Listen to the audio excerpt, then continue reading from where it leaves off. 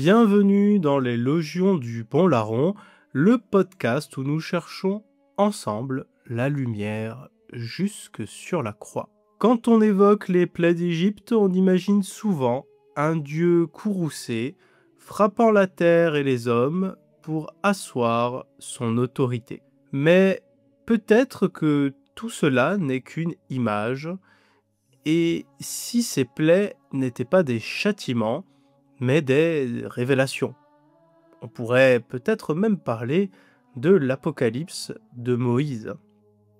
Non pas un déluge de colère, mais un travail de vérité, douloureux, certes, mais nécessaire, celui de la conscience humaine qui apprend lentement ce qu'est Dieu, ou plutôt qui est Dieu. Car l'Égypte dans la Bible n'est pas qu'un pays, elle est un état intérieur, une mémoire d'esclavage.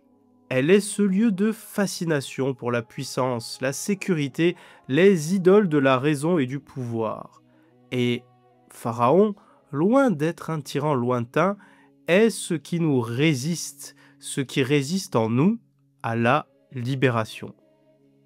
Le passage de l'Exode est d'abord celui de la conscience, du cœur, de l'humanité entière qui, à travers ses chutes et ses redressements, apprend à entendre la voix du Dieu vivant.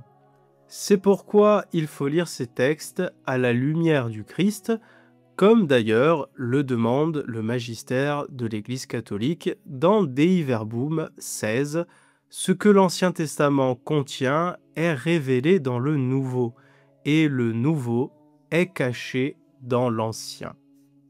Ainsi, pour comprendre les plaies d'Égypte, il faut les lire non pas comme la colère d'un Dieu violent, soupolé et changeant, mais comme le miroir d'une humanité qui apprend à connaître Dieu.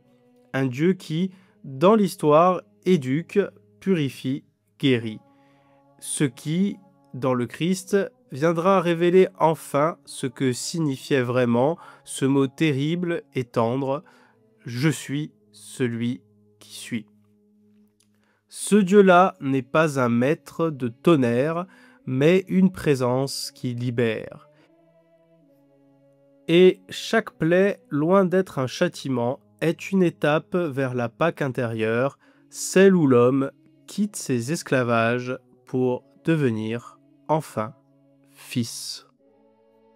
Avant de plonger dans la symbolique spirituelle des plaies, il faut s'arrêter un instant et poser une question essentielle. De quel texte parlons-nous ? Car la Bible n'est pas tombée du ciel, achevée et parfaitement ordonnée. Elle s'est écrite dans la chair du temps, dans la mémoire d'un peuple, dans ses blessures et ses renaissances. Et c'est précisément ce que l'approche historico-critique, notamment celle du bibliste Thomas Romer, du Collège de France, nous aide à comprendre. Le récit de l'Exode, et plus encore ceux des plaies d'Égypte, ne viennent pas d'une seule source. Ils sont le fruit d'un tissage de traditions. D'abord une source yaviste, souvent plus ancienne, colorée, anthropomorphique, où Dieu agit directement. Après, une source éloïste, centrée sur la révélation du nom divin et les médiations prophétiques. Une source sacerdotale, plus tardive, liturgique, attachée à l'ordre et au rituel, et une relecture deutéronomiste qui organise théologiquement l'ensemble autour du thème de l'alliance et de la fidélité. L'Exode, tel que nous le lisons aujourd'hui, est donc une fusion de voix, de contexte et de génération. Et attention, ce n'est pas une faiblesse du texte, c'est sa profondeur. Il ne livre pas une histoire figée, mais un mouvement de foi. Ce n'est pas un texte à but historique, au sens strict. La parole s'y est incarnée peu à peu, à mesure que la conscience humaine grandissait. C'est déjà ce que les pères de l'Église appelaient, avant Romer, la pédagogie divine. Et c'est là qu'entre en scène la question de Moïse. Si le texte est composite, a-t-il vraiment existé ? Les sciences bibliques, sans pouvoir en donner une preuve archéologique directe, s'accordent à dire qu'il y a très probablement eu un personnage historique, un chef, prophète sans doute, d'origine sémitique, lié à des groupes sortis d'Égypte à une époque ancienne, peut-être autour du XIIIe siècle avant notre ère. Cependant, ce Moïse historique a été revêtu au fil du temps de dimensions symboliques et théologiques. Les rédacteurs de la Bible ont puisé dans de vieux motifs du Proche-Orient ancien pour lui donner une stature universelle. Le récit de sa naissance, placé dans un panier sur les eaux, évoque déjà la légende mésopotamienne de Sargon d'Akkad, déposé enfant sur le fleuve par sa mère. Son rôle de législateur rappelle celui d'Hammurabi, qui reçoit sa loi des dieux. Et son exil, sa vocation dans le buisson ardent, reprennent le thème du prophète arraché à la cour pour devenir porte-parole du Dieu invisible. Et ce n'est pas là une copie, mais une transfiguration de motifs anciens. La Bible reprend ce langage du monde antique pour dire quelque chose de radicalement neuf. Sans doute, d'ailleurs, parce que des événements d'un Moïse historique se sont bel et bien produits. Dans ces récits, le divin n'est pas lointain ni capricieux comme chez les dieux mésopotamiens. Il s'adresse à l'homme et lui révèle même jusqu'à son nom. Le mythe devient révélation. Ainsi, Moïse est à la fois un homme de mémoire et un archétype spirituel. Il est le visage humain de la parole qui descend dans l'histoire pour libérer. Et qu'il ait existé en chair et en os, ou que son histoire soit un creuset de traditions diverses, est sans doute une mauvaise question. L'important est surtout le « et » plus que le « ou ». En effet, son histoire est celle du médiateur entre Dieu et l'humanité, figure que le Christ viendra accomplir en plénitude et de manière totalement historique. Les plaies ne sont pas des chroniques, ce sont des figures, des signes. Elles révèlent d'un genre théologique où la narration devient confession de foi. Notre Dieu est Seigneur sur toute la terre. Chaque fléau a donc une dimension polémique. Il démonte symboliquement les dieux d'Égypte, le Nil, le soleil, la fécondité, les bêtes, la mort elle-même, pour manifester la souveraineté de Dieu l'unique. Ce genre littéraire est catéchétique, il enseigne, il n'est pas là pour être descriptif au sens moderne de l'histoire. Il est typologique, il annonce, sans le savoir encore, le passage du Christ. Ce qui s'est joué au bord du Nil s'accomplira au Golgotha. Ce qui s'est ouvert entre les eaux de la mer Rouge s'ouvrira à nouveau au Jourdain, puis dans le sang et l'eau du côté transpercé. Le texte biblique n'est pas né, qui plus est, dans un monde monothéiste. Israël, au départ, vivait au milieu des empires mésopotamiens et égyptiens, peuples de divinités multiples. Sa foi primitive reconnaît un Dieu suprême parmi d'autres puissances. C'est la monolatrie. D'ailleurs, on a retrouvé jusque, je crois, en moins 600, des inscriptions attestant Yahweh et son Asherah. Donc, le peuple d'Israël a été pendant longtemps marqué par cette monolatrie, voire cet énothéisme. Mais nous y reviendrons dans un autre podcast. Ce n'est que plus tard, à travers les prophètes et la sagesse d'Israël, que la conscience s'élargit jusqu'à proclamer « Je suis le premier et le dernier, il n'y a pas d'autre Dieu que moi ». Isaïe 44:6. Autrement dit, même la révélation de Dieu a connu un chemin d'éducation. Dieu se laisse d'abord comprendre dans les catégories du temps avant d'en libérer l'homme. Et les plaies d'Égypte participent de cette pédagogie. Elles traduisent, dans le langage d'alors, le combat du Dieu vivant contre les puissances de la mort. Dans l'Ancien Testament, chaque événement du monde est spontanément lu comme un acte de Dieu. La pluie, la sécheresse, la guerre, la maladie, tout vient de lui, car rien ne lui échappe. C'est une manière de dire la souveraineté absolue du Créateur. Mais cette lecture n'est pas encore vraiment nuancée, pourrait-on dire révélée. On confond la volonté active, ce que Dieu veut vraiment, et la volonté permissive, ce qu'il permet sans le vouloir pour un plus grand bien. C'est pourquoi Jésus, dans l'Évangile, vient redresser cette compréhension.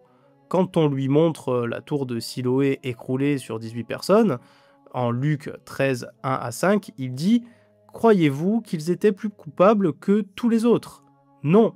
Et devant l'aveugle-né, Jean 9, 1 à 3, « Ni lui ni ses parents n'ont péché, mais c'est pour que se manifestent les œuvres de Dieu. » Le Christ révèle donc que Dieu n'est pas un bourreau, mais un médecin.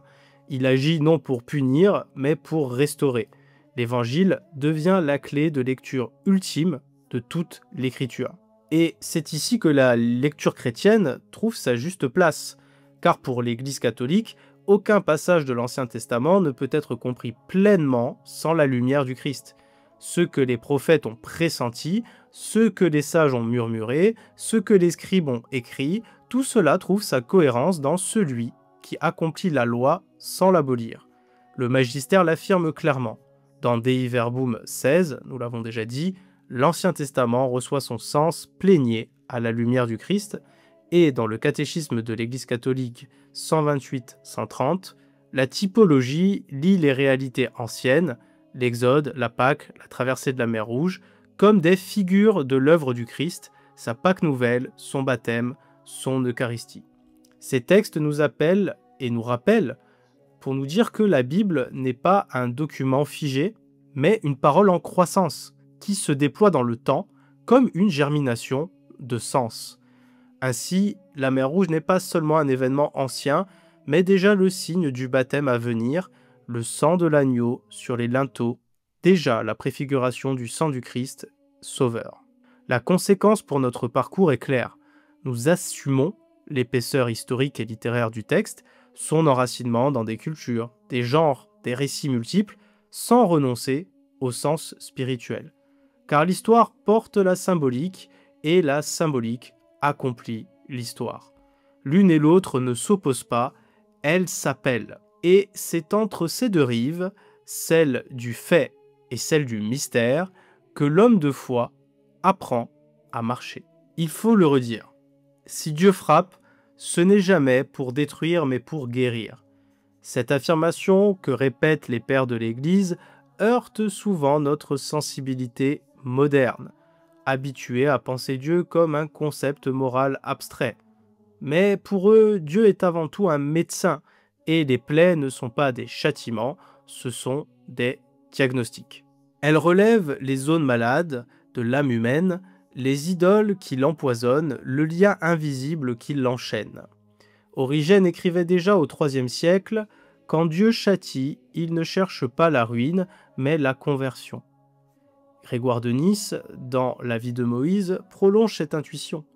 Pharaon n'est pas seulement un roi étranger, il est ce qui, en nous, a servi la liberté.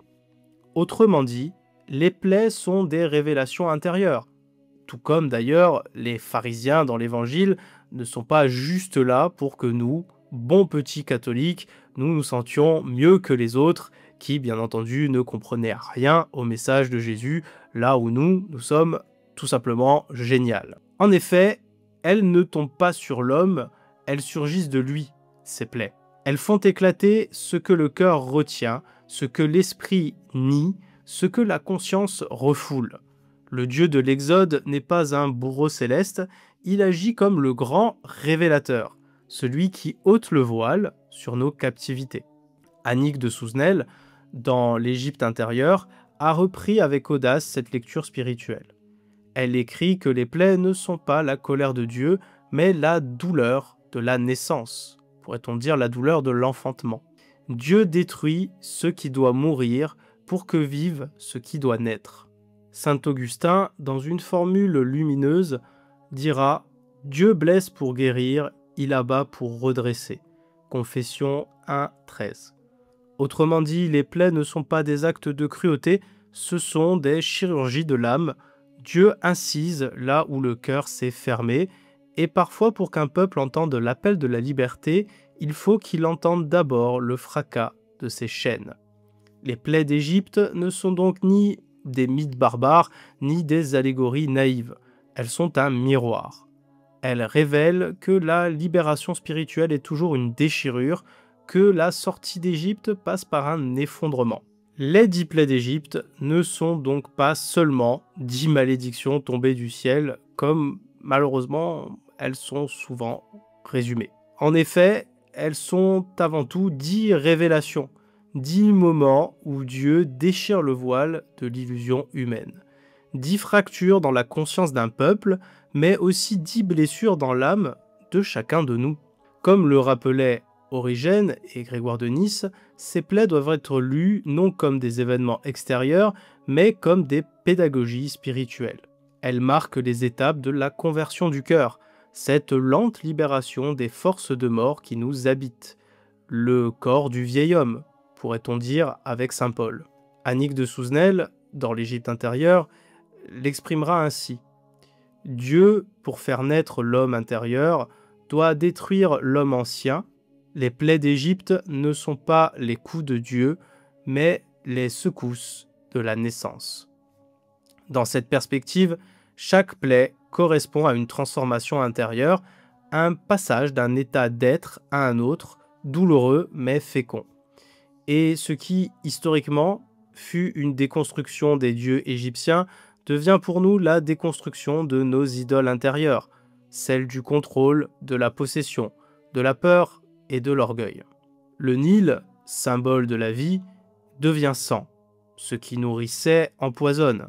C'est la première révélation du texte. La source de vie peut devenir source de mort quand elle est idolâtrée. Le fleuve divinisé, dans l'Égypte ancienne, représente la fécondité contrôlée par les hommes. Dieu y met fin. En nous, cela dit ceci. Toute vie détournée de sa source spirituelle finit par s'asphyxier. Saint Grégoire de Nice disait « Le sang du Nil, c'est le signe que la vie sans Dieu est déjà la mort. » C'est la première plaie, la première fracture du monde de Pharaon, l'illusion de maîtrise. Vient ensuite les grenouilles. Elles envahissent tout, couvrent le pays de leur bruit, elles symbolisent l'agitation, le bavardage, la pensée qui se répète. Ne blablatez pas, comme ces païens, pourra dire Jésus. Souzenel y voit la pollution sonore de l'âme, quand le verbe humain n'est plus reflet du verbe divin. Nous sommes submergés par nos propres paroles, par le mental qui saute de pensée en pensée, par les médias, les flash infos, les shorts et les vidéos YouTube de votre cher serviteur le bon larron. Comme une grenouille d'étang, c'est la pluie du langage coupée du silence. Vient ensuite la poussière changée en moustique. Les prêtres d'Égypte eux-mêmes reconnaissent ici la puissance de Dieu, faire de l'animé à partir de l'inanimé. C'est le doigt de Dieu, diront-ils. La poussière, symbole de la matière inerte, devient un essaim d'insectes irritants. C'est le rappel que nos pensées les plus infimes peuvent ronger notre paix intérieure. Dieu dévoile ici la vanité de l'orgueil. Ce n'est pas par la grandeur, mais par la petitesse que nous sommes purifiés.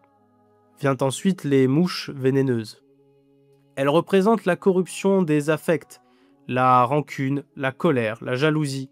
Elles se posent sur les plaies ouvertes de l'âme. Pharaon commence à fléchir, mais seulement en apparence. Il négocie encore avec Dieu. Comme nous, quand nous acceptons la conversion à moitié. Comme pouvait le dire saint Augustin dans ses confessions, « Donne-moi la chasteté, Seigneur, mais pas de suite. » Le mal est encore là, tapi dans la duplicité. Vient ensuite la mort du bétail, l'instinct perverti. Les troupeaux meurent, les forces vitales s'éteignent. C'est la plaie de l'animalité dévoyée, celle que Grégoire de Nice nommait la tunique de peau, et nous en avons déjà parlé dans d'autres podcasts. Cette enveloppe d'instinct qui nous rappelle notre chute. Mais Dieu ne détruit pas la vie animale, il la purifie. Il apprend à l'homme à dominer ses pulsions, non par la violence, mais par le discernement. Souzenel écrira « Ce qui meurt ici, c'est la bête du pouvoir, pas la bête de l'amour. » Vint ensuite les ulcères, la vérité qui remonte à la surface. Les plaies du corps expriment les plaies de l'âme. C'est la première fois que la souffrance touche directement les Égyptiens, sans médiation. Dieu fait remonter à la peau ce qui était enfoui. Il n'y a plus de masque. La chair elle-même témoigne de la corruption intérieure. La guérison commence par la mise à nu. Puis, la grêle et le feu, le choc des contraires. Le ciel devient contradiction. La glace et le feu tombent ensemble. C'est l'image d'un monde désaccordé, d'une humanité déchirée entre la froideur et la violence. C'est aussi la confrontation entre deux feux, celui qui détruit et celui qui éclaire. Annick de Souzenel y voit la plaie de la lucidité, celle où l'homme commence à entrevoir le désordre qu'il y a en lui-même et surtout qu'il a lui-même engendré. Les sauterelles, la stérilité du désir, elles viennent tout dévorer. Elles représentent cette faim inextinguible qui consume sans jamais rassasier. Elles sont le symbole de l'homme moderne, un être rassasié d'objets mais vide de sens. La terre devient stérile parce qu'elle n'est plus orientée vers le don, mais vers la possession. Les sauterelles, dira Origène, dévorent le fruit de la parole dans le cœur qui ne la garde pas. Puis les ténèbres, la nuit de la conscience. C'est la plaie la plus silencieuse. Elle ne tue pas, mais elle suspend. Pendant 3 jours, l'homme ne voit plus rien. Il expérimente la limite. Les ténèbres d'Égypte ne sont pas une absence de lumière, mais peut-être une lumière trop forte pour l'œil malade. C'est la nuit mystique avant l'aube de la libération. Enfin vient la dernière plaie, et non des moindres, celle que beaucoup ont du mal à comprendre, à entendre et quelque part à accepter. La dernière plaie est la plus terrible et la plus mystérieuse. Elle touche le symbole de la continuité, le premier-né, l'héritier, le prolongement de soi. Ce qui meurt ici, ce n'est pas la vie biologique, mais l'identité figée, l'attachement à ce qui prolonge l'ego. Dans le langage spirituel, c'est la mort du vieil homme. C'est le point où Dieu dit « Tu ne sortiras pas d'Égypte qu'en laissant ton ancienne nature derrière toi ». Grégoire de Nice y voit la purification ultime. Quand le premier-né meurt, c'est le commencement de la vraie vie. Ainsi, les 10 plaies ne sont pas un récit de catastrophe, mais un itinéraire de transfiguration. Elles nous apprennent que la liberté ne s'obtient pas sans lutte et que la guérison divine passe toujours par la vérité mise à nu. Elle ne montre pas un Dieu qui détruit le monde, mais un Dieu qui enfanterait l'homme nouveau dans la douleur de l'ancien. Et c'est pourquoi l'Exode demeure, pour chacun, et pour le peuple hébreu en particulier à ce moment-là, une parabole vivante. Tant que nous refusons nos plaies, nous restons en Égypte. Mais dès que nous les laissons parler, dès que nous les offrons à la lumière, la mer Rouge s'entr'ouvre déjà. Et le psalmiste le rappelle, « Ne fermez pas votre cœur comme au désert, comme au jour de tentation ou de défi, où vos pères m'ont tenté et provoqué. Et pourtant, ils avaient vu mon exploit. » Méditons sur ces paroles qui parlent à chacun de nous en chaque instant. Et de la mer Rouge, nous l'avons évoqué, alors plongeons dans ces eaux. En effet, le passage de la mer Rouge n'est pas un épisode de plus dans le récit de l'Exode. C'en est, à mon sens, le cœur battant, le moment où l'histoire et la métaphysique s'embrassent. Là, au milieu des eaux, le chaos antique rencontre la révélation d'un Dieu qui ne détruit pas la mer, mais la traverse. C'est le moment où le Créateur reprend possession de son œuvre. Les anciens Hébreux voyaient dans la mer non un simple élément naturel, mais le symbole du désordre primordial, ce que la Genèse appelle tohu-bohu, la confusion, l'indistinction, le ventre encore informe du monde. Ce chaos était personnifié dans les mythes du Proche-Orient par des créatures marines. Tiamat chez les Babyloniens, Yam chez les Cananéens, mais aussi par le Léviathan, monstre des profondeurs évoqué dans le livre de Job et les psaumes. Or, dans le récit biblique, Dieu n'anéantit pas ce Léviathan. Il le maîtrise. Il ne supprime pas le chaos, il en fait le passage. Et c'est cela que signifie la mer Rouge. Le chaos devient le chemin. Par ton souffle, les eaux s'amoncellent, les flots se dressèrent comme un rempart. Exode 15:8. Les eaux ne sont donc plus seulement l'abîme menaçant de la Genèse, elles sont les eaux du baptême.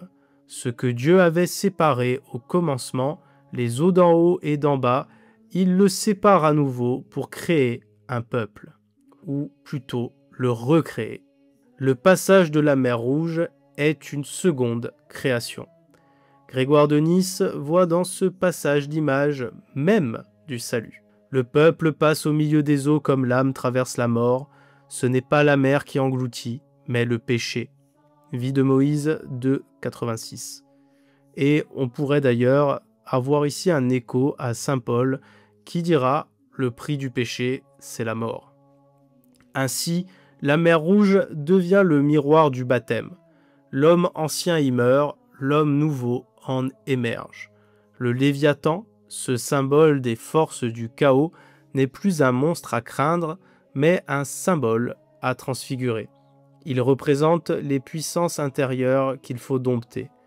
Dieu ne détruit pas la mer, il lui dit « Jusque-là tu iras, pas plus loin ». Job 38,11.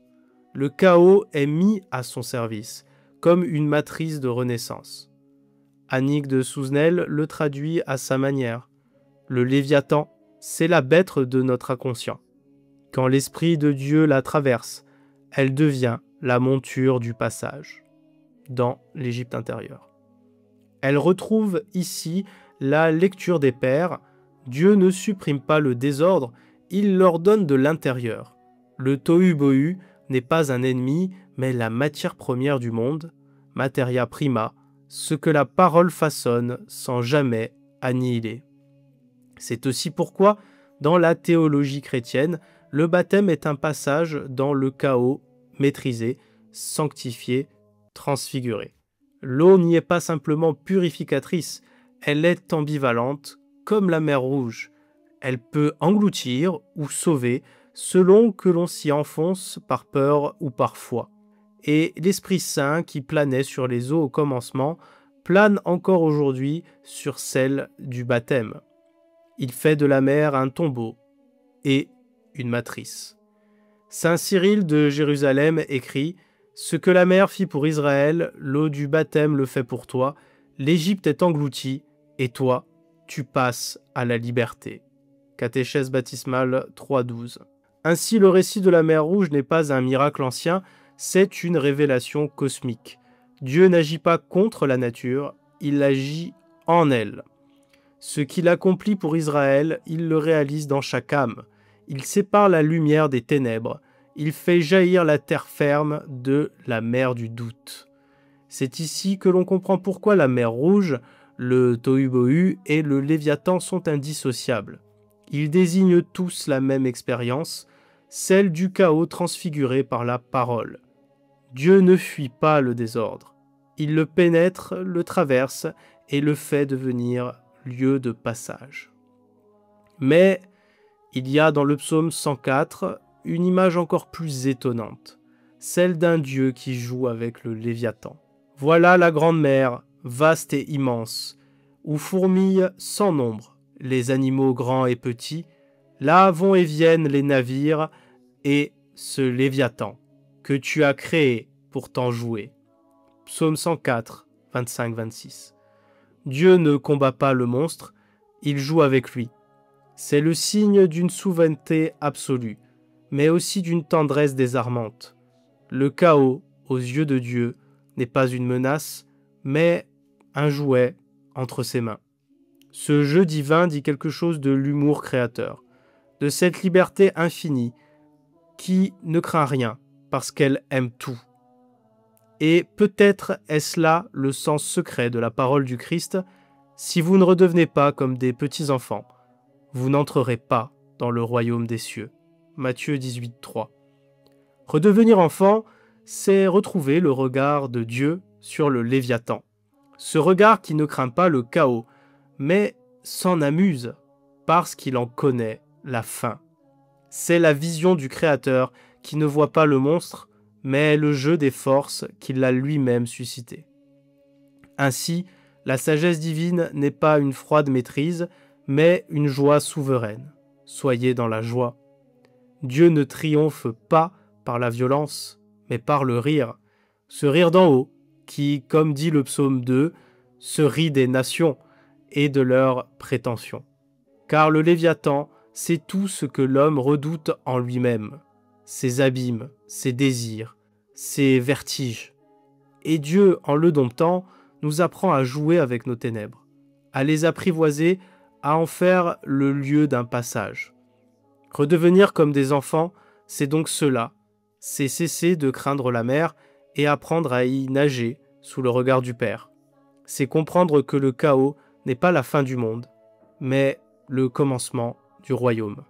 Dans tout ce que nous avons médité jusqu'ici, les plaies, la mer Rouge, le Léviathan, une question demeure. Qui passe? Qui traverse ces eaux? Sinon celui qui écoute l'appel de Dieu au-dedans de lui. Et ce guide, ce médiateur entre la terre d'esclavage et la liberté promise, c'est Moïse. Mais Moïse n'est pas seulement un homme de chair, il est une fonction spirituelle. Les pères de l'Église l'ont souvent vu comme l'image de la conscience éveillée, du principe directeur en l'homme. Origène écrit « Moïse, c'est l'intelligence qui se convertit à Dieu et conduit les sens hors d'Égypte » Homélie sur l'Exode 2.1. Autrement dit, Moïse vit en chacun de nous. Il est cette part de l'être qui reçoit la parole et apprend à marcher entre deux abîmes, celui de la peur et celui de la foi. Et c'est ô combien vrai, particulièrement depuis que le Christ a instauré la communion et la communion des saints. Oui, véritablement, Moïse vit en chacun de nous. Il représente la fonction médiane de l'âme, celle qui écoute le divin sans renier la terre, qui unit le haut et le bas. Annick de Souzenel parle de Moïse comme d'un principe médiateur entre le haut et le bas, entre l'esprit et la matière. Dans son Égypte intérieure, elle montre que le nom de Moïse, Moshe, celui qui est tiré des eaux, contient déjà tout son mystère. Tiré des eaux, il sera celui qui fera passer les autres à travers les eaux. Autrement dit, il est le symbole même de la conscience arrachée au chaos, devenue capable d'y conduire le reste de l'humanité. Et c'est là toute la dynamique spirituelle. Ce que Dieu fait à Moïse, il veut le faire en chacun de nous.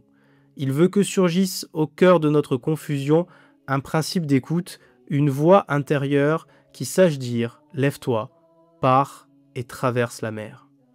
Mais ce qui frappe dans la vie de Moïse, c'est que ce guide lui-même n'entre pas dans la terre promise. Il conduit, il ouvre, il voit, mais il ne possède pas. Il est la figure du désapproprié, celui qui œuvre pour une réalité qui le dépasse. C'est la leçon ultime de toute vie spirituelle. La promesse n'appartient pas à celui qui guide, mais à ceux qui suivent. Grégoire de Nice commente ce mystère ainsi. Moïse ne cesse de monter, mais ne parvient jamais à la fin, car le désir de Dieu est sans terme. Vie de Moïse 2, 239.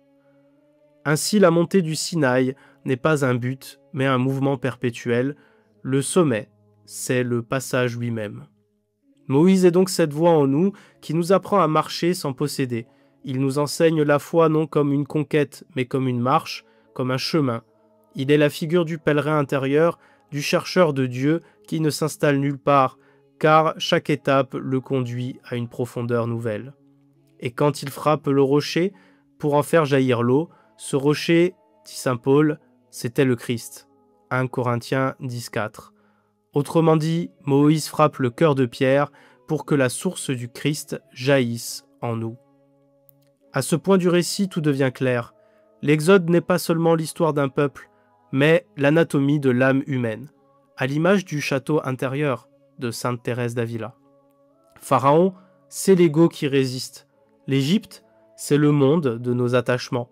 Les plaies, ce sont nos crises intérieures. La mer Rouge, c'est la grande traversée du chaos.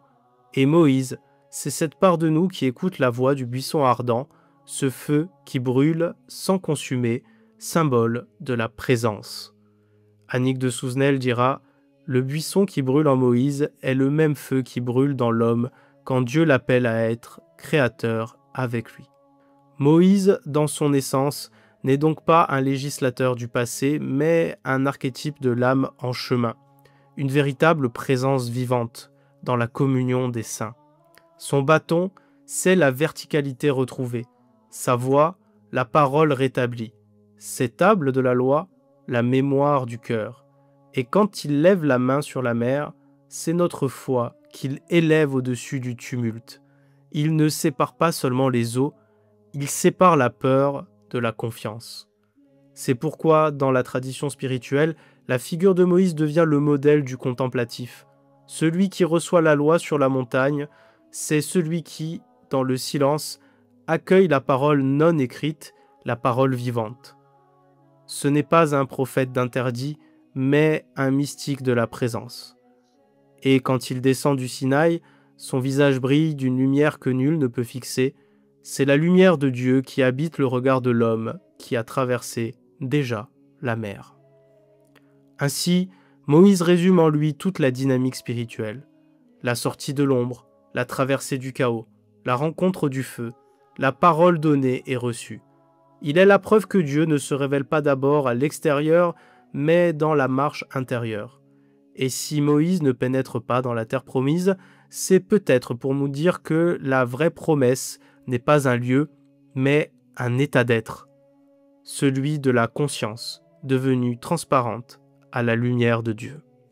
Tout ce que nous avons contemplé dans l'Exode converge vers un mot, Pâques. Le mot hébreu Pessar ne signifie pas fête, mais passage. Passage du peuple hors d'Égypte, passage à travers la mer, passage de la servitude à la liberté. Mais cette liberté-là n'est encore qu'une image. Car la vraie Pâque, celle que le monde attendait sans le savoir peut-être, ne se vivra pas sur les rives du Nil, mais sur le Golgotha. Les pères de l'Église n'ont jamais séparé Moïse du Christ, ils y voyaient même un mouvement de Dieu à travers l'histoire. Grégoire de Nice écrit « Moïse conduit à travers les eaux, mais le Christ fait passer à travers la mort. Le premier des livres de Pharaon, le second du prince de ce monde. » Ainsi, la Pâque ancienne annonce la Pâque nouvelle. Le Christ devient l'agneau sans tache, offert pour un peuple non plus national, mais universel. Ce que le sang de l'agneau faisait sur les linteaux des portes, le sang du Christ l'accomplit dans le cœur de l'humanité. Voici l'agneau de Dieu, celui qui enlève le péché du monde. Jean 1, 29. Dans l'Égypte, symbolique de nos esclavages, c'est encore cette voix du Baptiste qui retentit, car la vraie servitude n'est pas politique, mais intérieure. Elle est ce refus d'aimer, cette peur de s'abandonner à la volonté divine. Et la Pâque, dès lors, devient l'acte libérateur de l'amour. Le Christ ne traverse pas la mer, il entre dans la mort, et par là, il ouvre un passage que nul homme n'avait encore franchi. La mer Rouge se ferme derrière lui, le tombeau est scellé, mais l'aube de Pâques l'ouvre comme Moïse ouvrait la mer.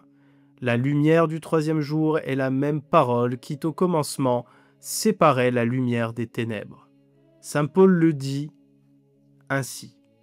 Si quelqu'un est dans le Christ, il est une créature nouvelle, les choses anciennes sont passées, voici qu'une réalité nouvelle est là.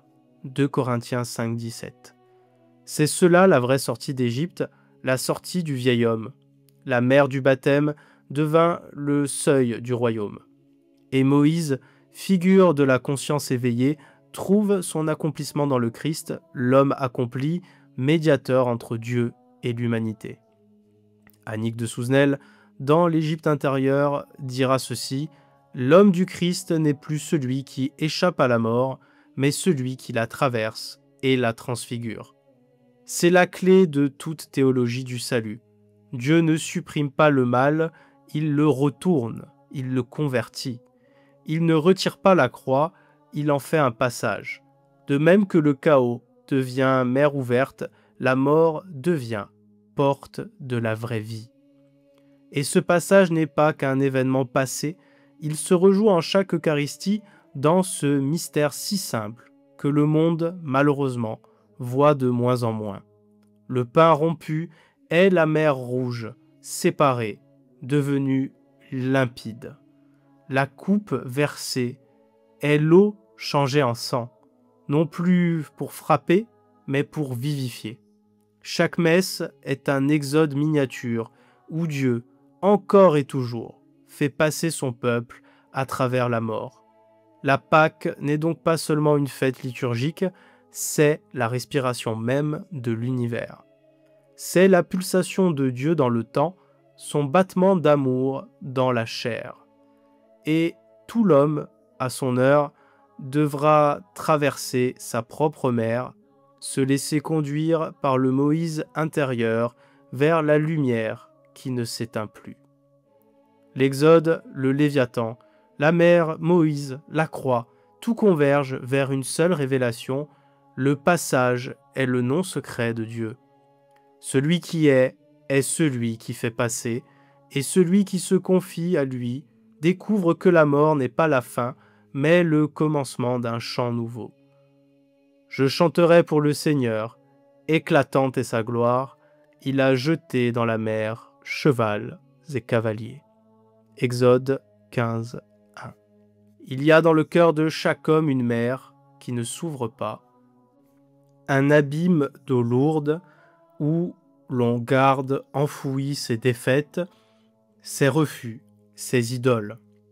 C'est là, au bord de cette mer, que Dieu attend, non pas pour juger, mais pour appeler, toujours la même voix, lève-toi, passe.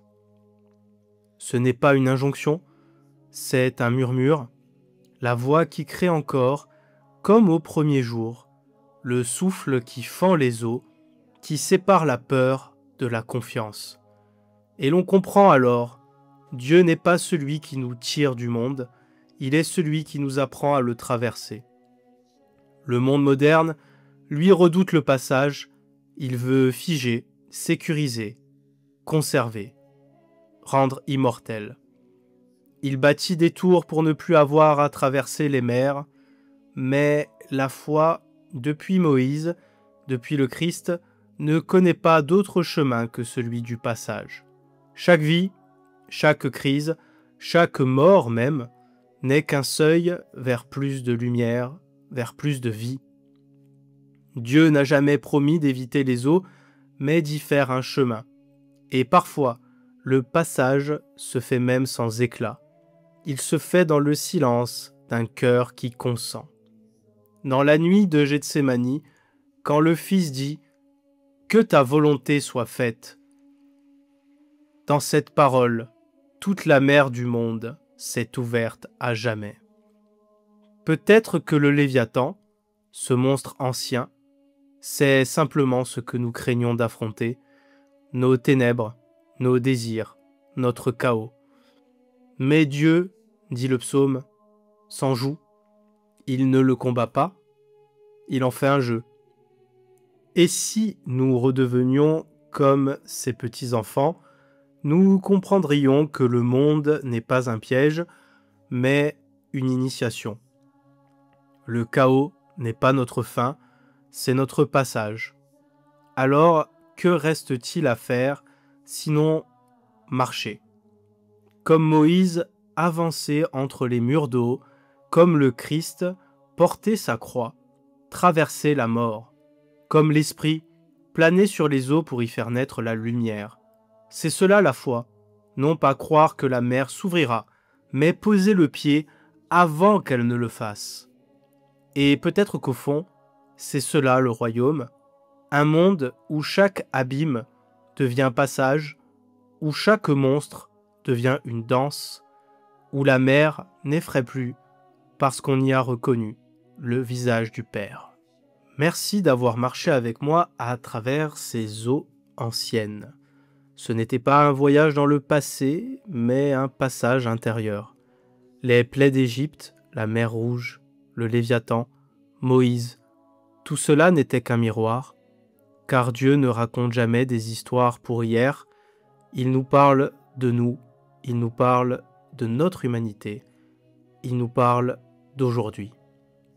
Et si nous entendons encore sa voix, c'est qu'il nous dit toujours la même chose, ne crains pas et passe. C'était les Logions du Bon Larron. Continuons à passer ensemble dans la lumière jusque sur la croix.